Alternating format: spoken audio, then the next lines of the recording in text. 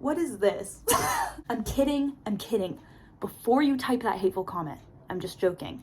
I did not hate this book.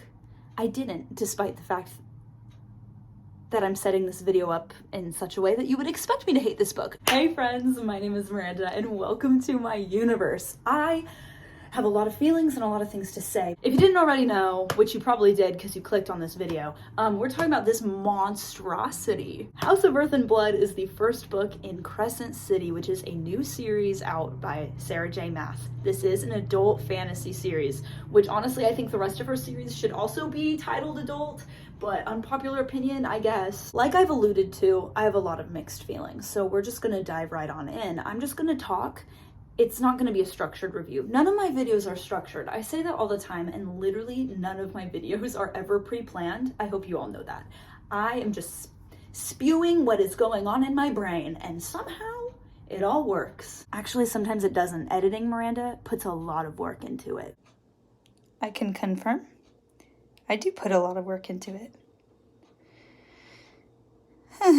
So let's talk about this 800+ page novel, shall we? Crescent City takes place in this fantasy world that is full of a bunch of different creatures. We have fairies, of course.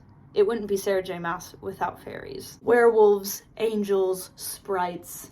We got different creatures I've never heard of, so I'm assuming Sarah J Maas made them up. This fantastical world has very messed up politics.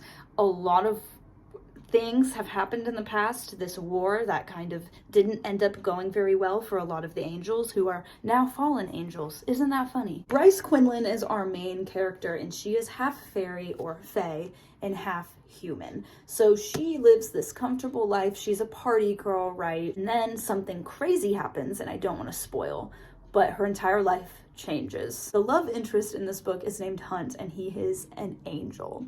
I loved that there were angels in here. Hunt now has to protect Bryce from people and things because she is now swept up in this whole conspiracy and trying to solve this murder. It's crazy. It gets kind of crazy. Let's first talk about the things that I did not like, and then we'll go into what I did. Number one is the language in this book. This book has a lot of swearing, and it is very unnecessary. This is coming from somebody who reads Stephen King, and I think Stephen King uses curse words in a very, I don't want to say polite way, but he doesn't strangle the reader with them. Sarah J Maas strangles. I honestly would be surprised if I flipped to a page and there wasn't at least 3 cuss words on it. This book is riddled with them. Kind of upsetting, especially because I feel like that's how she decided to go about making a adult novel versus her young adult novels that have cuss words, but just not as many as this plethora here. So I'm just confused as to why.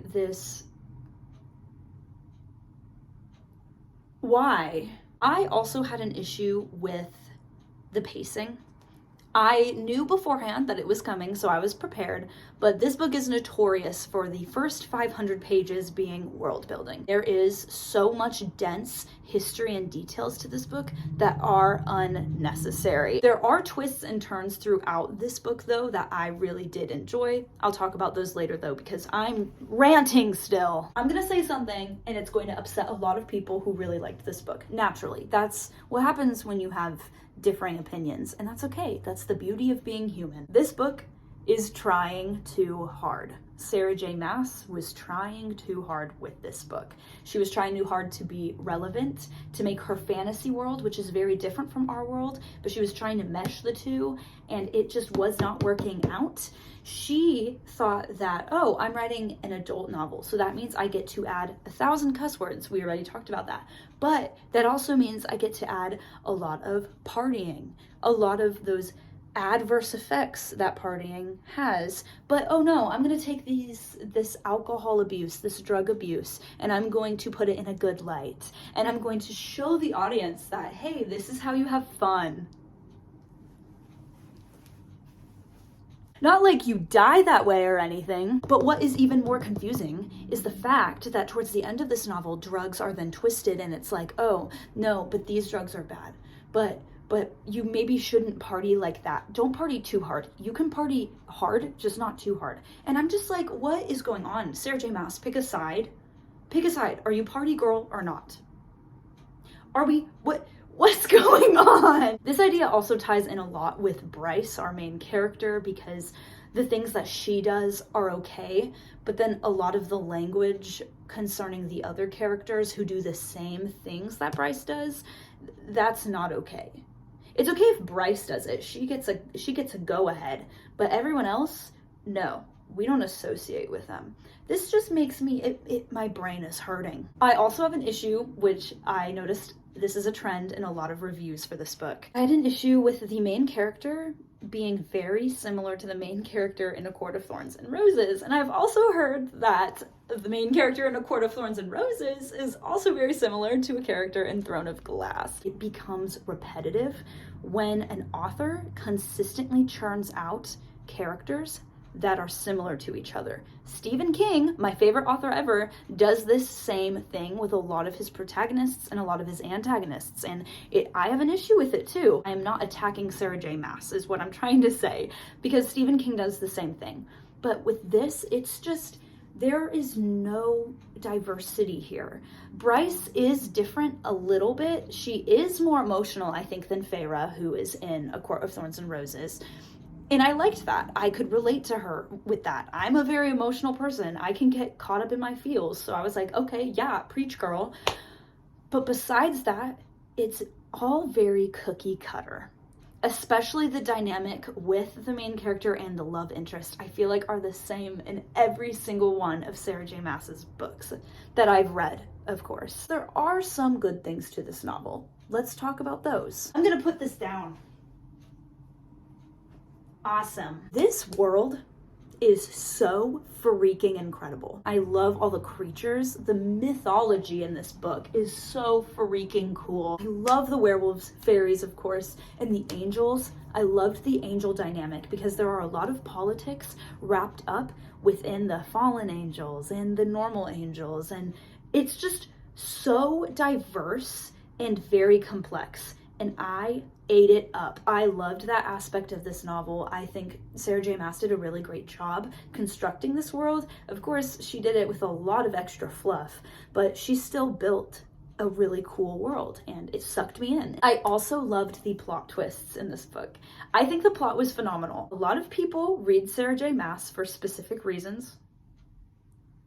You know what I'm talking about. If you know, you know. And people got mad that there wasn't certain types of scenes in this book. And honestly, I thought that was one of the strongest suits of this book. Sarah J Maas is not relying on sex appeal or anything of that sort in this novel to carry the book through. And people are kind of upset about it. Me?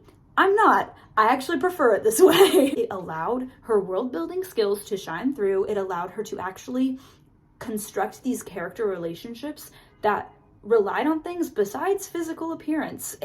So I loved it. I think the characters had way more depth in this novel than in A Court of Thorns and Roses for those reasons. So I like this book.